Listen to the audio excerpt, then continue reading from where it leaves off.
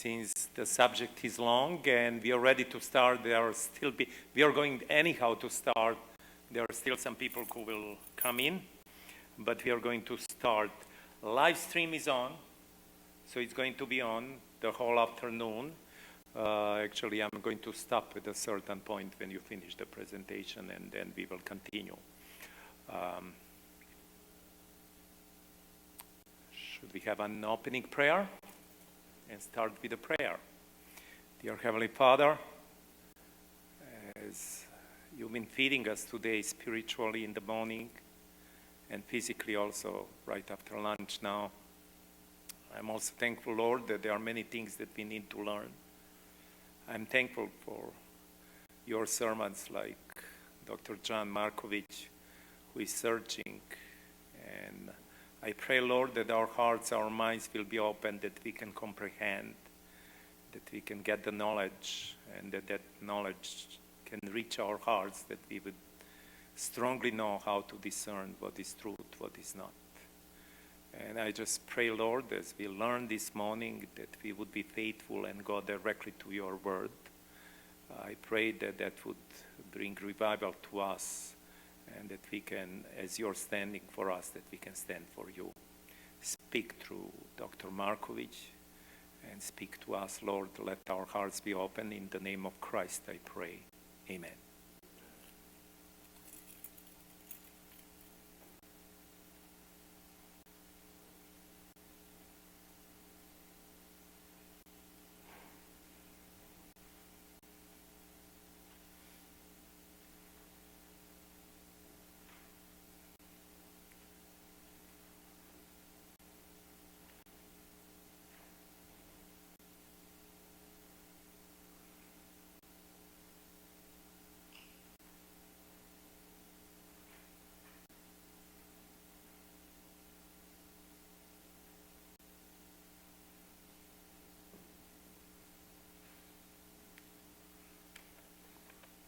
So how many people do we have out there still?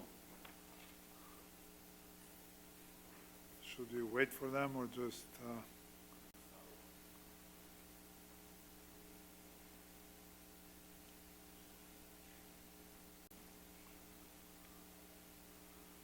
Okay, this afternoon, now, what I'm going to present to you is my research, my findings, of course with the help of other scholars with their works.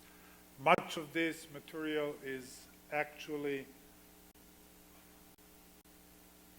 how should I say, harvested, gathered from many other works. I am a historian. I'm also trained in theology, but history and theology alone doesn't provide all the answers. So approximately 12 years ago, 12 years ago, I was asked at a meeting, in a group, John, since you teach church history, what is the emerging church? At that time, I knew very little, except what I heard and read in certain book advertisements.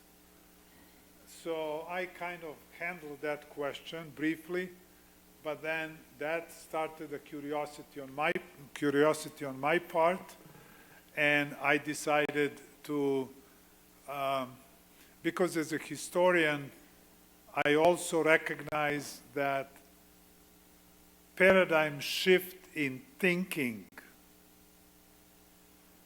occurred 1950s, 1960s. All historians will agree with that. That something, when it comes to culture, politics, intellectual world, the collective shifting took place after World War II. It took a decade after the war to eventually the changes begin to take place. You heard of the term postmodernism. Postmodernism literally took place, started in 1950s, 1960s, when we speak of intellectual and also cultural postmodernism. So when I was asked to explain the emerging church, and I gave an answer the best I could at that particular time, but something told me this most likely has to do with this intellectual, theological, cultural changes in society. And therefore I decided to start reading, not necessarily the books written about the emerging church, but to actually begin to read the works of the emergents themselves. That means people who identify as such. I also decided, and I decided to do that because instead of getting something chewed by others, I want to actually take and eat myself, figure it out. And I also decided that it would be wise on my part to actually get to know some of these people, go to their meetings, observe, and so that whatever I come up with, that it should be as objective, as fair as possible, and without much biases and so on. That was kind of my approach.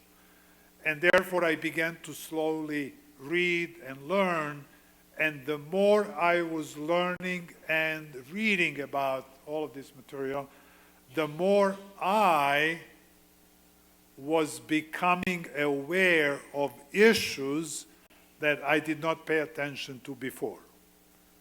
And now I can tell you, after such a long time, as I'm teaching and reading and listening to others, I'm beginning to see, I can speak now with relative objectivity of what is going on. Now, there will be some things that I will tell you. I hope you don't take, it will be a criticism, whether of the emergence or whether of us Adventists. I can tell you that I agree in general with the emergence when it comes to diagnosing the problems. They are very good. Basically, these are Christians. These are people who are trying to address issues in Christianity, in their respective denominations. They are struggling with issues as we are. And pretty much their diagnosis, pointing out the problems, is in place. However, I disagree with virtually all of their solutions. They are seeking answers, I believe, in wrong places. So there is a large confusion out there. This movement, you may attend a meeting, you may hear a sermon, you may read a book, and you are not aware that it comes from emergent point of view. Because simply people don't use this terminology. Only academics at this level who are studying it, they are aware what emergent or emergence or emerging means and so on. So be aware of, and also I hope you don't take what I'm saying today, you don't take it as a weapon against some of the people who you may, as I'm telling you what I understand about the emergence, you may recognize something what you heard somewhere else, or heard a preacher or a pastor or who knows whom. Don't take what I'm saying as a weapon and say, oh, Markovic said this, therefore you are wrong, or the devil is working through you, or something like that. My objective is not to judge anybody, not to condemn anybody, not to ridicule. My objective is to inform. This is what I've discovered. You should be aware of what is happening. And then in Christ-like spirit, be careful everyone. There are a lot of people who are out there searching. They don't know. They need to hear the truth. They need to know where to go. And therefore, you and I, we are only a venue or a tool how these people are going to be won or brought to Christ. So you'll hear some stuff, and I hope it doesn't be used in the wrong way. So I have to give this disclaimer, okay, in the beginning. The objective is, first of all, to find out what the emerging church is, what are the origins of this emerging church, where does it come from, what happened, because we use the terms, we are going to talk about Second Vatican Council, which took place between 1962 and 1965. What is emergence Christianity? Then we will talk about one particular person. His name is Pierre Teilhard de Chardin. He is of French background. Why the concept of worldview? There is that concept is used a lot in our daily vocabulary, but it's very important. When we speak about this paradigm shift, we are actually talking about a new worldview is developing. How does emergence Christianity affect the sola scriptura principle of the Protestant Reformation? What does that mean? How emergence Christianity affects great controversy, theme or meta-narrative, or Adventist worldview. Adventist worldview is the great controversy story. Every Adventist has in his or her mind this knowledge and understanding of this, what we call great controversy. We may not all agree on the details, but we have it. And every time you hear a piece of news, it goes through that filter.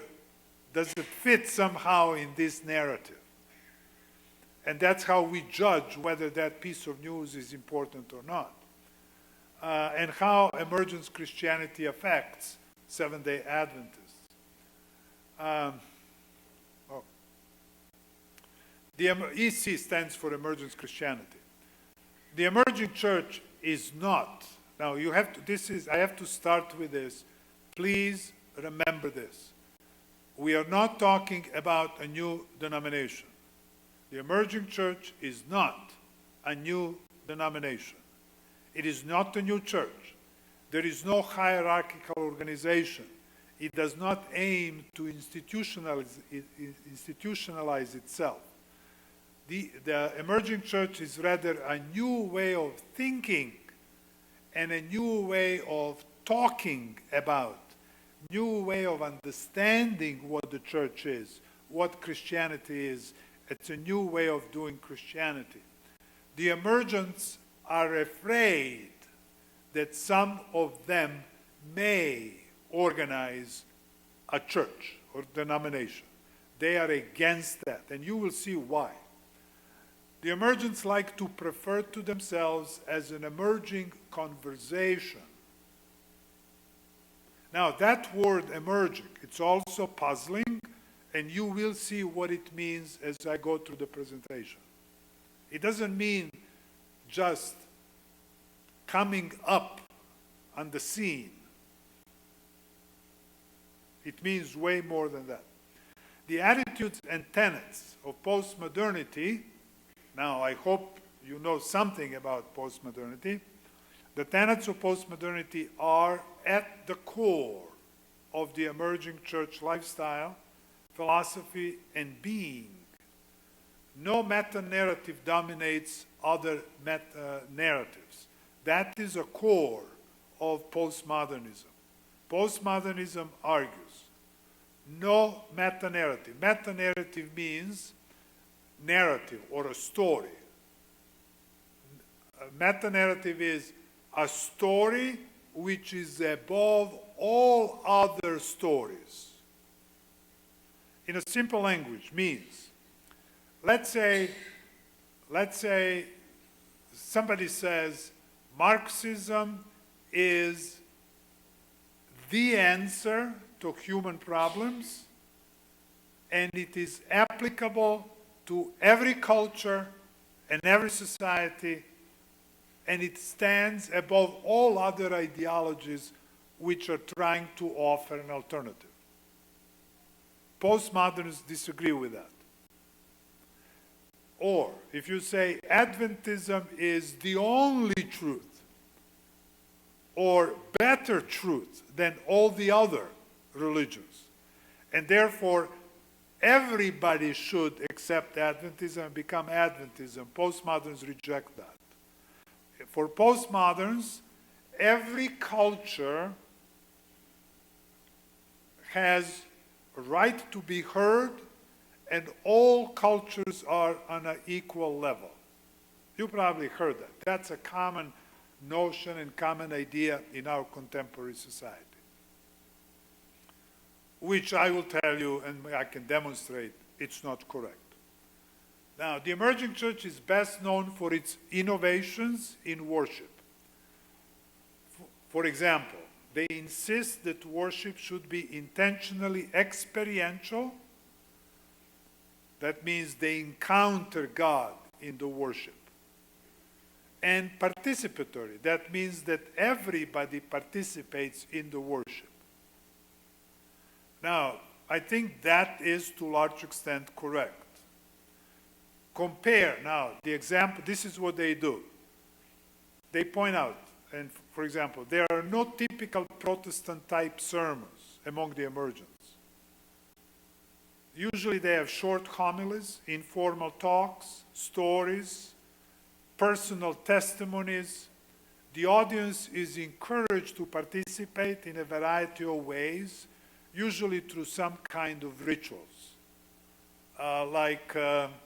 I don't know, we may have here a tree, and then I tell you, okay, all of you on a piece of paper, write down what bothers you and you have difficult times, you have a personal problem, then let's bring that and stick it to the tree here, and then we all together pray and ask the Lord to take care of all those problems that are there. That's kind of a little ritual, and they try to do all kinds of things, not only what I just brought up, but that's just an example. What they mean by participatory is they believe that all senses, sense of hearing, seeing, touching, tasting, smelling, all sensory senses of ours should be involved. So compare now worship in different denominations. Have you ever been to Catholic worship? When you enter, visually what you see, there is a fragrance there or incense, you smell, you receive the Mass, you actually touch, waver, you eat it, and you hear music. The liturgy that is in, it's full of rituals. So when you walk in the Catholic worship and you walk out, you have a feeling of being in the presence of something supernatural, something different. It's not like outside of the church. So it's experiential. You have the same thing in Eastern Orthodox Church. Have you ever been to Pentecostal church? The pastors, they can bring you to the point of you will be crying and screaming. All of you will be around here, this in front of here, and be in trance. That's experiential. Now, you come to a typical Protestant worship. What do you see? No visuals on the wall, no Mass, no incense, and you are sitting and I'm preaching, and you listen for 45, 50 minutes. It's like a lecture, and you walk out. Do you see the difference? Now, I'm not saying that's better, this is worse. This is what emergents are pointing out. Eventually, now, why the Protestants do it the way they do it? Well, there is a history behind it. And we can explain the reason for that. They took off the images because they realized that that's idolatry. They have this sermon, which is pretty much a time to teach the members, the people, why we are here, not across the street in the church that we belong to up to yesterday. So it's instructional. But the emergents are pointing out, and the problem with, especially with Protestant Christianity, and all other Christianities, but Protestant Christianity, it has become routine. It has become sterile. And the Protestants, whether they are Calvinists, Lutherans, Presbyterians, Episcopalians, doesn't matter. They are losing their young in thousands. And they are struggling with the problem. How do we keep our young people? The Baptists are still pretty good, and Pentecostals, but Pentecostals are a unique group among Protestants, mainline Protestants. So they are all losing their young, and they're looking for ways to resolve it. And what are they doing? Emergents are more and more bringing back images, rituals, and stuff like that in order to create this participatory, more emotional kind of worship. The emphasis is on innovation and informal ambiance. They would darken the room. For example, they would dim the lights. You notice that many of them would, most of them, virtually all of them, they would come pastors or leaders. They would come without a tie. This is a formal attire. They will come into casual attire. And you've seen that the idea is we are trying to kind of be more casual and not to make a great distinction between the audience and the pastor. So these are small things that they do. In both public and private moments of spirituality, dim lighting, candles are used to create contemplative mood. And I will say something about that later. Space is often designated as a contemplation and meditation in solitude, in silence. A variety of spiritual disciplines. Now that's another thing that is being introduced. And the idea is that a good Christian is like a good athlete. And they will use Paul's writings, which says, we are running a race. Paul compares Christian life with running a race. So the idea here is that being a good Christian is like being able to run a marathon. But how do you run a marathon? None of us here can run a marathon. But in order to be able to run a marathon, what you do is you practice on a daily basis. And little by little by little, each one of us would be able one day to run a marathon. So, spiritual disciplines are nothing else but like training. And so they believe that spiritual disciplines are recommended, and they can be anything.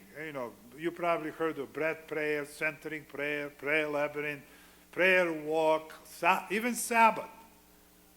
Emergents are big, huge on Sabbath.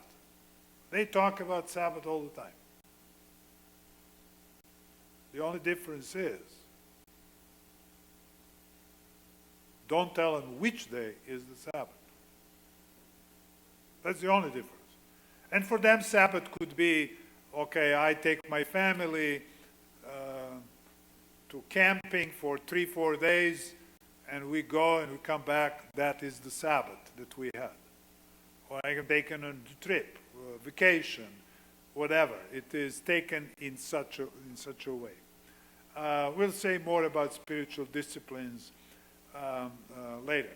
Spiritual disciplines are created to help people reach holiness and or contemplative consciousness, which is supposed to facilitate the experience of divine presence. I'm sorry, my throat dries up and then I have problems. Now, you probably heard of the term spiritual formation. You did. Spiritual formation is a new term which is supposedly replacing what we used to call, Adventists and many Protestants, we used to call sanctification or justification and sanctification, what God does in us. Now, this term, spiritual formation, is a recent term. That's probably 40, 45 years old. But spiritual disciplines, it's a way older term and way practices. So, the practice of spiritual disciplines supposedly, or as they believe, facilitates spiritual formation. Read spiritual transformation. Spiritual formation primarily occurs through experience and participation. And it is likened, as I said earlier, to the training of an athlete who is preparing to run a marathon. To experience divine presence or union with God, according to them, one has to be trained to reach this contemplative consciousness, which means, and I'm going to use the term, they don't use the term, but this is actually training people to practice mysticism. Many assume spiritual formation is just another term for traditional spiritual growth that we use, sanctification. They argue, these are people who assume, it is nothing but a matter of semantics. I don't take that position, and I argue with all of them. Whoever argues that, I tell them, you're ignorant, you simply don't know what you're talking about. Spiritual formation has a meaning. And the major problem for us to use that term is the following. If I, as a pastor, use that term in this church, I don't know whom I have in the audience. It could be a person who walks into my audience for the first time. And I may use the term in place of sanctification. That person may tomorrow end up in another place somewhere else, where you have a full-fledged emergent who will lead the person and train people to practice and spiritual disciplines and uses the term spiritual formation. The person will be confused. The person will assume that what I'm talking about and what the other person is talking about is the same thing. And it is not the same thing. It's totally opposite. That is the foundation on which I argue. We should not use that terminology. There's nothing wrong to use the term sanctification, justification, and stay with those terminology. So what is contemplative consciousness?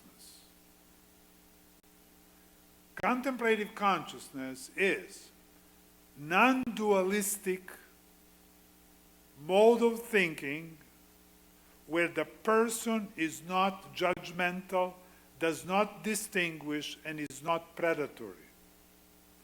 According to Richard Rohr, who is a full-fledged mystic, an expert on contemplative consciousness, and trains people how to do it, non-dualistic thinking, or non-dualistic mode of is, according to him, is a superior level of thinking in comparison to dualistic mode of thinking. Did you notice that in parentheses? Dualistic mode of thinking is thinking like either or. Non-dualistic, according to him, is both and. What does that mean? all of us, we are created in such a way that your brain, while you're listening to me, your brain is working so fast. It is distinguishing every sound, every gesture I make in order to interpret and find what is it that I mean. So, I'll give you one example. If I would say, John kicked the ball, your brain immediately is figuring out it is John, it's not Peter, it's not Linda, and it is not this John, it's that John. Kicked. Oh, he did not handle it, he did not push it, he did not give it, he kicked it. Kicked what? The ball. Oh, it's not rock, it's not piece of wood, it's not whatever. He kicked the ball. And now all of that is done in a very fast, it's like in a fast mode, fast manner, very rapidly. It's like computer, like 1 0, 1 0, 1 0, and you get the pictures and images and all of that. That's dualistic thinking. We are created. That is who we are. Now, mystics believe, and mysticism is an ancient practice. It's nothing new. Now it is only being repackaged. And virtually every religion has, within its own ranks, mystics. You have, in Hinduism and Buddhism is prevalent. You have Christian mysticism, Jewish mysticism, Kabbalah. You have it everywhere. You find this. So don't be surprised. Now, what is preferred, what is proffered here as a contemplative consciousness fools most of the people believing that they are invited to meditate. Now, there is a difference between mystical meditation and biblical meditation. There is a difference between biblical contemplation and mystical contemplation. And you'll see the difference. Let's say something about biblical contemplation or meditation. When God speaks to you, or when what God expects from you and me, when we contemplate upon the Word of God, God expects from us to use full capacity of our faculty of reasoning. God wants healthy mind so that He can speak to us and that we can understand His Word. Mystical contemplation, meditation, seeks what they call contemplative consciousness. Or sometimes different mystics, they use different terminology, but pretty much it's always the same. What they have is, they say that there are levels of consciousness. Some of them have 6 levels, some of them 7, 9, 12, doesn't matter how many, but they always have the same pattern. They say that the lower level are this regular dualistic way of thinking, where we are judgmental, we distinguish, we always think what's right, what's wrong, what's green, what's red, what's purple, high, tall, all of that. And they say in that kind of critical thinking, because that's a critical thinking, in that kind of critical thinking, you cannot hear the voice of God. You cannot understand divine issues and divine truths. So they believe that through spiritual disciplines, you can train your mind to reach this consciousness, this contemplative consciousness, which will allow you to hear the divine voice. What does that mean? The so-called non-dualistic both-and mode of thinking is opposite to analytical critical thinking. Every spiritual discipline, in one way or the other, uses mantras. You know what mantras are. It is a phrase, it can be a verse from the Bible. Mantras are something that you repeat as you pray or contemplate. At the same time, you need to focus. You focus, you contemplate, you think about it, and you use mantra. Now, these are techniques which help you to slow down your faculty of reasoning or thinking dualistically.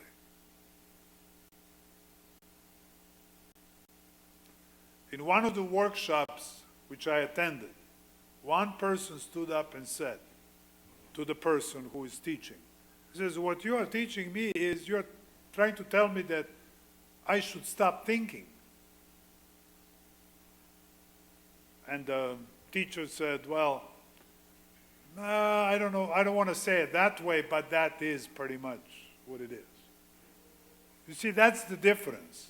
God doesn't want you to use techniques to slow down your faculty of reasoning. Point, in fact, the contemplating consciousness is a code term standing for emptying your mind, or Buddhists would use to train you to mindfulness. According to spiritual gurus, there are several levels of consciousness. Okay, I explained all of that. Lower levels, dualistic, analytic, are claimed to be primitive yet necessary for daily affairs. I'm going to skip this already, I pointed out. Many confuse mystic with one of the many confuse mystic with one who is spiritual. So, spiritual, mystic is the same thing. Well, every mystic is spiritual, but it doesn't mean that every spiritual person is a mystic. People who claim and tell you, oh, Jesus was a mystic, Paul was a mystic, and I heard even some Adventists who say, oh, Ellen White was a mystic. That's not true. Jesus was not a mystic, Paul was not a mystic, Ellen White was not a mystic. And the difference is what I've just told you about. None of this, none of Jesus, nor Paul, nor Ellen White was promoting using mantras, slowing your faculty of reasoning. No, none of them. They always argued and that we have to remain healthy, our mind should be pure and clean and healthy and work in full capacity. A mystic is a person who, through the practice of spiritual disciplines, reaches the highest level of contemplative consciousness where mind stops reasoning dualistically. It is, in other words, it is empty, it does not make judgments between right and wrong. It does not distinguish, but it's receptive to hear the voice of the Spirit from outside or inside, or achieve union with the divine. That is a basic definition of people focus on the emerging church movement, which has come to the public eye in 2001. And they are not aware that the emerging church is just a visible manifestation of a much greater phenomenon going on for the last 60 years. An emergent once said, all those who think that the emerging church is all about the style of public and private worship, and people usually say that, he said they are greatly mistaken. The emerging church is way more above that. It is not just what happens in their circle of worship. Phyllis Tickle expressed that claim best with a publication of her book titled Emergence Christianity. The emerging church is thoroughly, now I'm going to give you 3 basic characteristics of what emerging church is all about, or emergent Christianity. One is, I already talked about it. It is repackaging of mysticism in kind of a new packages and trying to teach people to practice that kind of spirituality instead of the real biblical devotion, going to Christ, submitting and doing his will. The second one is ecumenical unity. It aims for ecumenical unity of all religions. That is the reason why they do not organize a new denomination. They don't want to be just another denomination like many denominations. They believe, every emergent believe, that all religions should become one. And right now, since Vatican II, even the Catholic Church is involved in ecumenical unity. Prior to Vatican II, it is the Protestants who were the first who began to speak of ecumenical unity among Christians. First, it started unity among Protestants. With Vatican II, the Catholic Church becomes involved, but from then, Catholic Church actually believes that it is a leader for ecumenical unity of all religions. Now, why do we, the Seventh-day Adventists, do not belong to, or we should not be among the around the ecumenical table? It sounds good. Let us work together to improve life on this earth. Nothing wrong with that. So why do we Adventists don't like ecumenical unity, ecumenical movement, and stuff like that? Do you have an answer to that? I would.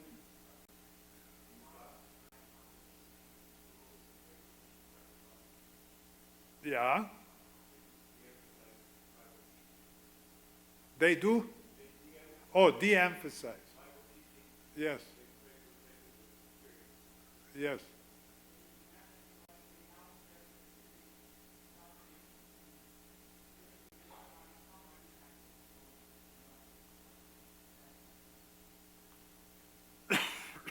You are pretty close. There is a kind of unwritten rule, and this is what it is.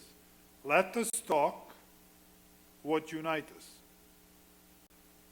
Let us not talk about things that disunite us.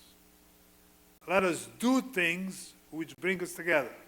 Let us not do things which separate us. That is a basic rule. The best example is that I can share with you back in 2012, February 2012. Former President or General Secretary of National Council of Churches was invited and came to Andrews University by one of our faculties to speak. And he spoke, very fine gentleman, and I was invited to be in that small circle because of my work. And during the lunchtime we talked, but then in the evening, this particular Michael Kinnaman, that's his name, he spoke in the seminary before the entire faculty and students and all. The seminary chapel was packed, Thursday evening. And he's talking. And he's praising us. He likes Adventists, and he admires our desire, our devotion to Sabbath, how we worship the Sabbath, and all of that. And he's in his presentation, and he's making these statements. And then at one point he asked everybody there, I don't know whether he took that freedom on his own, he asked the audience, would you, but prior to it he was inviting us to join the ecumenical table. So he said, would you be willing to join the ecumenical table and teach us how to worship, how to honor the Sabbath, how to enjoy it, and all of that? And the audience responded, yes. And he was kind of pleased. And then he said, however, I have one more question. Would you make that means coming to us, teach us to worship the Sabbath, to love the Sabbath, would you make that your primary objective? And secondary, which day is the Sabbath? To which the congregation responded, no. He was taken aback. I think he was surprised for that. And then in a resigned voice, he made a statement, well, in that case, you do not belong at the ecumenical table. I don't have to tell you why. He said it. Why we don't belong there. So I asked him at a table during the lunch, because he was asking us that question at that small circle. And I said, Dr. Kinnaman, I have no problem. I would come anytime you invite me to talk with your people. My question to you is, are your people willing to listen to me when I talk? And he said, well, I have to tell you, there are some of my friends who don't want to even hear about Seventh-day Adventists. Well, that's the answer. It's not that we don't want to join. It is that we don't belong there. You also heard people use this term, oh, I'm spiritual, I'm not religious. Well, how can one be religious and not spiritual, and spiritual not religious? I mean, it's a code terminology. What they basically mean, when they say I'm spiritual, I'm not religious, that means I don't belong to any church, I don't want to go to any church, I'm just on my own. Now, the third, number 3, characteristic is theistic evolutionism. Some people use the term evolutionary creationism. Theistic evolutionism underlays emergent theology and defines all assumptions and presuppositions to the fundamental questions of life. Theistic evolutionism is a decisive factor in the making of the emergent worldview. The emergence stressed that society, that is, humanity, is undergoing monumental, tectonic, epochal, major worldview shift since 1960s. Now, it's not coincident that the Second Vatican Council took place in 1960s. Historians will agree with this claim. Major worldview shift has been taking place after 1945. The new emerging worldview defined by theistic evolutionism dictates revision of history and shapes a radically different philosophy of history that is in direct conflict with biblical worldview and the Seventh-day Adventist worldview commonly known as the Great Controversy. I will show you now in a little while a graphic of the difference between the two. This campaign to revise history is most notable in the history of Christianity. If you read History of Christianity, written by the emergence in this new theistic evolutionist worldview, you will see huge differences in understanding and interpretation what happened in the past. The Protestant Reformation and the mainline Protestantism are usually attacked, ridiculed, and belittled compared to others. I hardly hear ever criticism of Catholicism, Eastern Orthodoxism, any other religion, or including Pentecostalism. Usually, criticism that comes from the emergence, it's always against traditional Protestantism.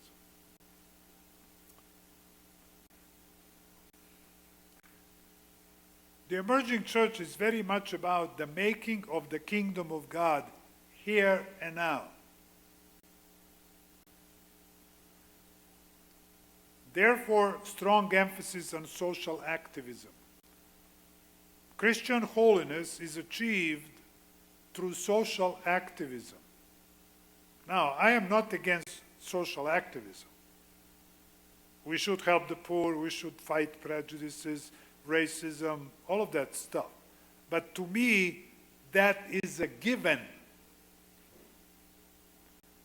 A good Christian disciple, Jesus' disciple, good Christian, it is a given to be a good Samaritan. But being Good Samaritan is not going to solve all the problems of the world. Because there are so many other things which contribute to that particular problem. Scott McKnight, if you have time, read a book by Scott McKnight, A Community Called Atonement. He developed a very unique, persuasive new theory of atonement, which he calls atonement in praxis. It is persuasive. It is best atonement theory as it reflects emergent Christianity. Now, when I say the best and all of that, it doesn't mean I agree with it. It is just talking about the quality of the way it is put together. It is quite persuasive. Actually, this is a first theory, because those of you who know anything about theories of atonement, there is approximately 24 of theories of atonement, and about 5 of them quite important or quite the most often used, like ransom theory, penal retribution theory, moral influence theory. But my point is, all these theories are only theories. Every theory has some basis in the scriptures, but none of them gives you a full story. If you want to know the full story of the atonement, then you go back to the Bible and teach what we Adventists teach, or we call it the studies in the sanctuary doctrine. When I talked to that I mentioned it this morning in the sermon, I talked to that Episcopalian priest. And I asked him, what are the issues that trouble you the most? And he told me one is the Bible. We believe the Bible is the Word of God, but the Bible doesn't give us all the answers we need. The second one, he said, homosexuality. I understand that. Both of these issues. Yeah, those are issues. But then he said, and the third issue is the Day of Atonement. The atonement. We don't know what to make out of it. Now, I told you about 24 of theories. All of them have basis in the Bible. None of them tells you a full story. Scott McKnight, in his new book, now I told you about spiritual disciplines, mysticism, social activism, all of that. He comes up with this theory called atonement in praxis. He argues that it is we, Christians, who, through social activism, and social activism which is controlled not by altruistic ideologies, but by the church leadership, and it is what we Christians do that is the atonement. So he totally takes it away from the cross and from Jesus Christ, what Christ is doing, and it puts it all in the hands of human beings. So that tells you a lot about what is going on here. The emergents do, however, struggle with certain issues. And in my opinion, there are opportunities to reach them. I believe that what is happening gives to us Adventists a platform. We can step in. And because they are challenging, emergents are challenging all Christianities. Because they are pointing out problems. Because all other denominations, especially Protestants, they are losing their young. And we are losing our young too. On one occasion, I asked you that. This is already, I shared that with you. Several statements caught my attention as I'm reading this literature. One of them, Tony Jones, in his book notes that the original founders of the emerging church had been tagged by others with being emerging leaders, or that you guys are the emerging church. And when I read that, I said, wait a minute. Because these founders, like Brian McLaren, Tony Jones, Doug Paget, and others, they, quote, organized themselves in 2001. But before that day of organization, they were already called by others emerging. And when I read that, I said, wait a minute. This means that emergence did not invent this name. They somehow, that name, that label existed before. That prompted me to search who came up with that phrase, the emerging church. And I found out that back in June 1968, Wilkins and Colt, with the special assistance of Dr. Raymond Schmutt, published a paperback in 2 volumes titled The Emerging Church. With imprimatur and nihil obstat. I don't know if you know what that means. That means meaning that the book is, according to the Catholic authorities, free of doctrinal or moral errors. The following titles in the years to come. In 1970, by Bruce Larson and Osborne, 2 Presbyterian ministers, they published a book, The Emerging Church. In 1971, a Pentecostal, Maxwell White, published a small booklet, The Emerging Church. Scottish, I believe, Calvinist or Presbyterian, John Carr, 1980, The Emerging Church. John Baptist Metz, a German scholar, 1981, published a book titled, translated into English, The Emerging Church. Wilkins revised his 1968 publication in 1881. Don Scott published a book, Emerging American Church, along these same lines. And then Dennis Doyle, a theologian, Catholic theologian, in 1992 published a book, The Church Emerging from Vatican II. These are the books. I have them all. They are not invented. I'm not making it up.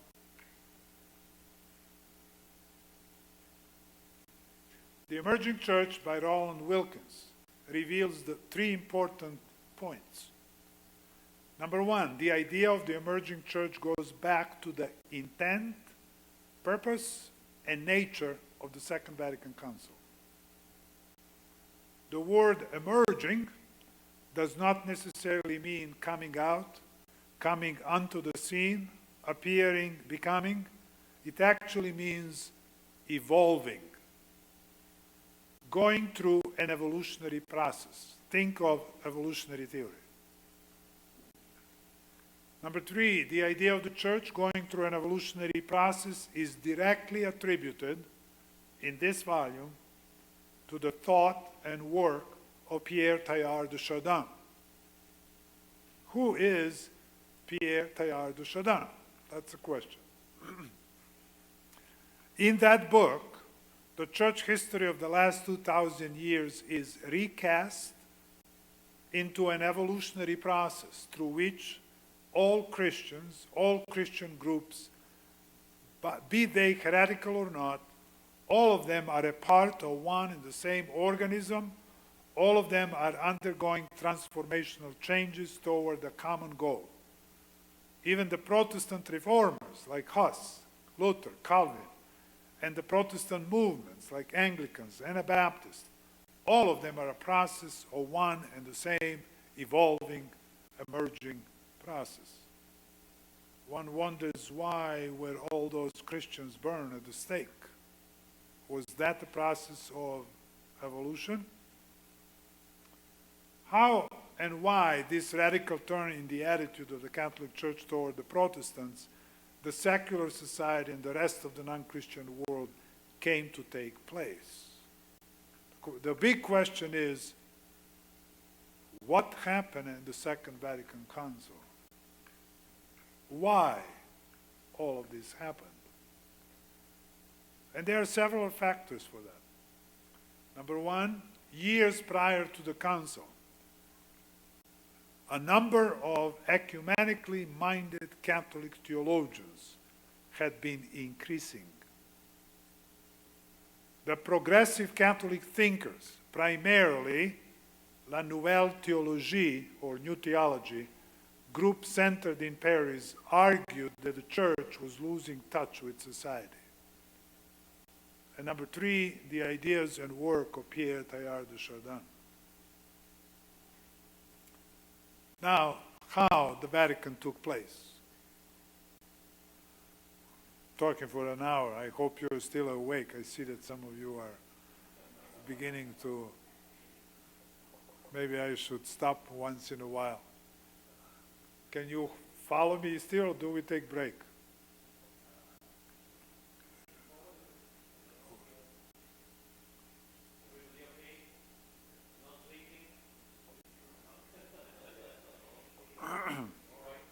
Let me briefly, I'll try just to read without elaborating. Angelo Giuseppe Roncalli, he was elected Pope on October 28, 1958. He did not, those who elected him did not expect him to make radical moves. He was in age, 77 years old. Cardinals most likely chose him because he was liked by many. He was jovial person, down to earth, humble. 3 months after his election, on January 25, 1959, he takes name John 23. He announced his intent to convene a council. Now everybody in Rome was surprised. Why do we need a council? Because 20 councils in the past, over the centuries, the first one was in the 4th century, all 20 councils were convened when the church faced a crisis, big crisis. In 1959, the church was not facing big crisis. There was no apparent need for a council. Now, some of them believed, maybe he wants to continue the issues of Vatican II, which was abruptly closed in 1870 because of the Franco-Prussian War.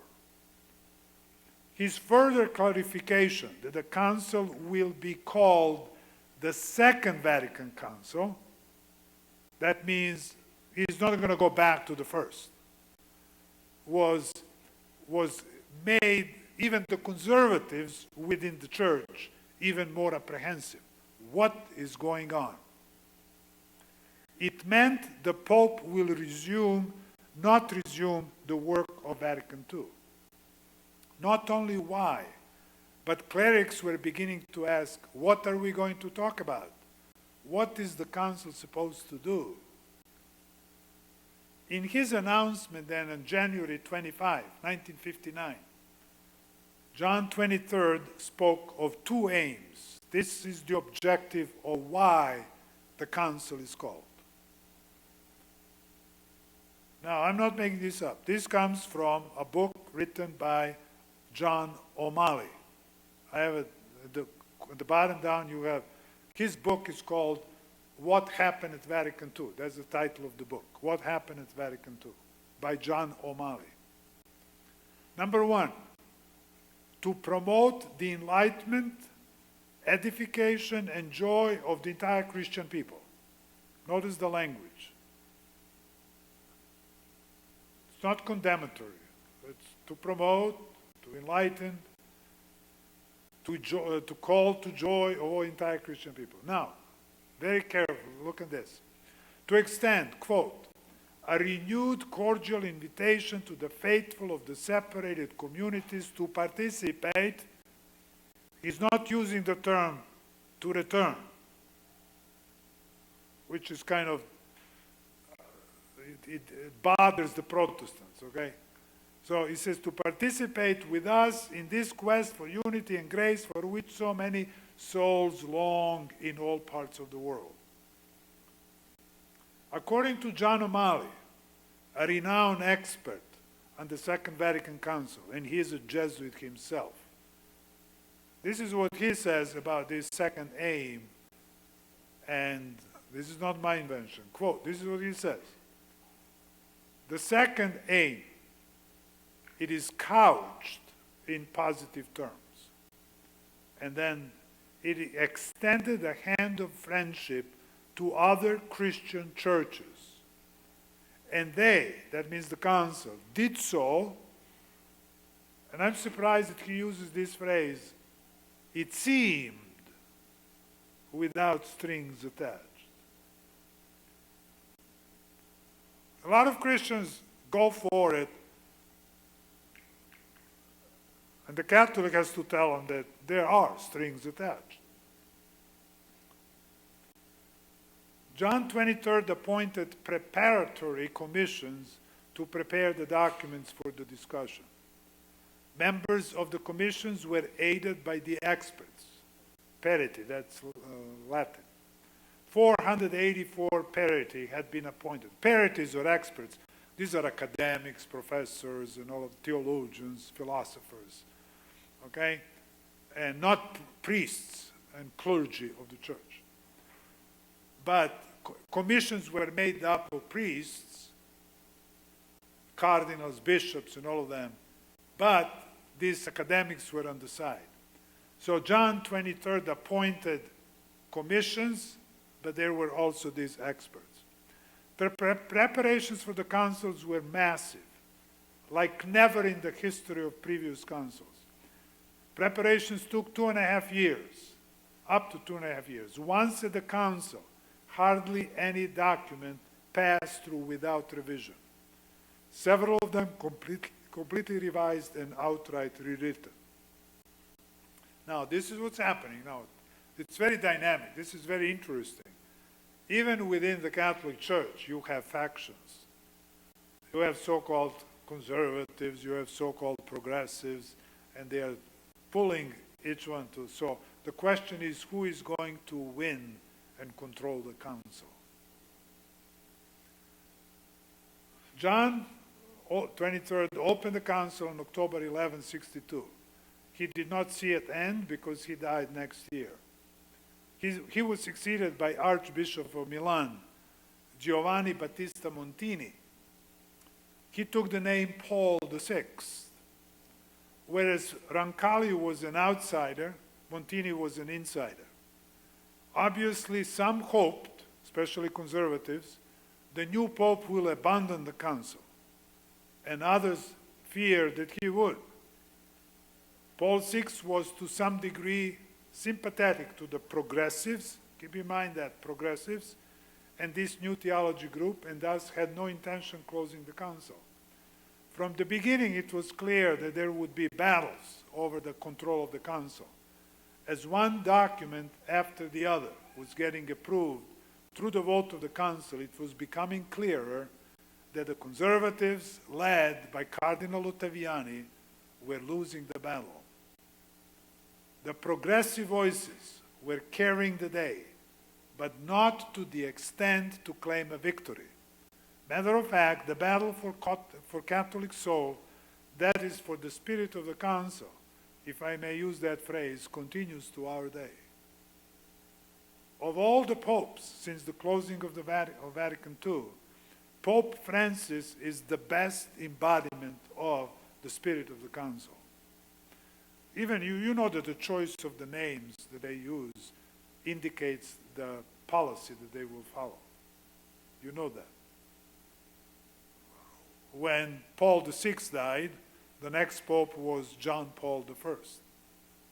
He ruled only for a month, and then Wojtyla comes, takes John Paul II, which means that he will follow the policies of John 23rd and Paul VI. In other words, he will follow the policies of Second Vatican Council. When Ratzinger comes and he takes the name of Benedict XVI, he was actually taking the name of a very conservative pope at the turn of the century. He's still alive, but he retired. And when new pope elected, the question was, what name will he use? I expect that he will use John Paul III. He chose Francis, which told me immediately when I heard, he's the first one to use the name Francis. And that told me a lot about this guy is even better than John III. Yes. Loud, please.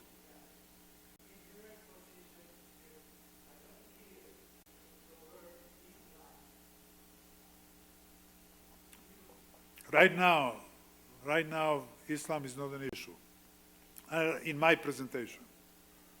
That comes later. You just have to sit and listen.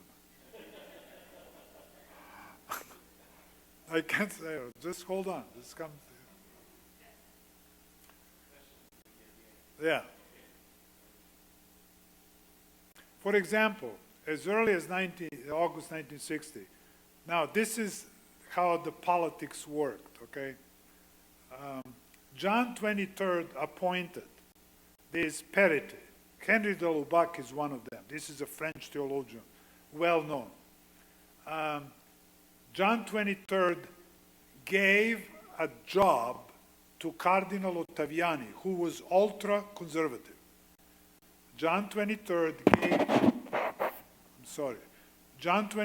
gave the responsibility to Cardinal Ottaviani to put together 10 commissions, like 10 committees, which will prepare the documents for the council. Now, council is a body of about 2,500 bishops and priests and cardinals from all over the world. And so each of these 10 committees, each one was discussing addressing a particular topic. And each committee is made up of about 16 members. Ottaviani is supposed to choose the people. Now, the Pope, John 23rd, he would appoint 1, 2, or 3, or 5, usually 1 or 2, of these academic experts to each of these committees. But these experts have no right to vote in the committee. They're just there to advise, to listen what is happening. These conservatives in Ottaviani, they are preparing the documents on these 10 different theological topics or ecclesiastical issues, whatever. The documents will there go to the council to be read, discussed, and approved. In the history of councils, all the documents were usually prepared in advance, written by the popes themselves, and always taken to the council where they would be rubber stamped. That was the practice. So now, at this council, he gives to Ottaviani to prepare the committees and the documents. The documents would be taken to the council. Now, at the council, many these perite, they have right to discuss and vote. And their influence was already known among the so-called progressive wings of Catholic Church. And so all these documents would go to the council will discuss them, and then the council will give instructions to respective committee, send the document back to its own respective committee, and they would have to change the language of the documents and send them back to the council for voting again. And some documents would go back and forth until the language is approved by the council, not by what the commissions put them together in the first place. Do you see how clever it was on the part of John? He gave it to the conservatives to put the documents together, but through the process of the council forcing them to change the language, the documents that eventually were approved by the council were progressive documents. Influence of theistic evolutionism and many other, basically theistic evolutionism. Mysticism was already practiced in the church. That was not the difficult thing. But influence of Pierre Teilhard de Chardin. Now, Pierre Teilhard de Chardin, let me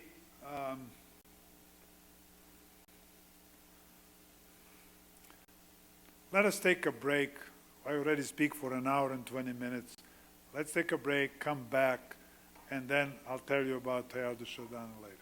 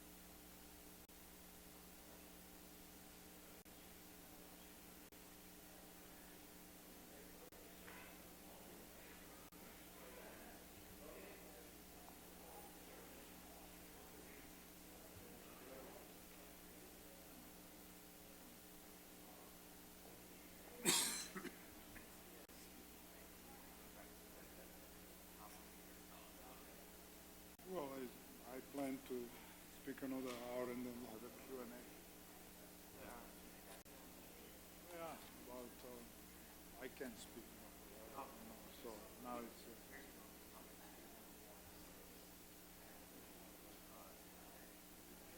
no, I think it's 5. 5 is a Q&A. Yeah, so maybe now, because I'm already getting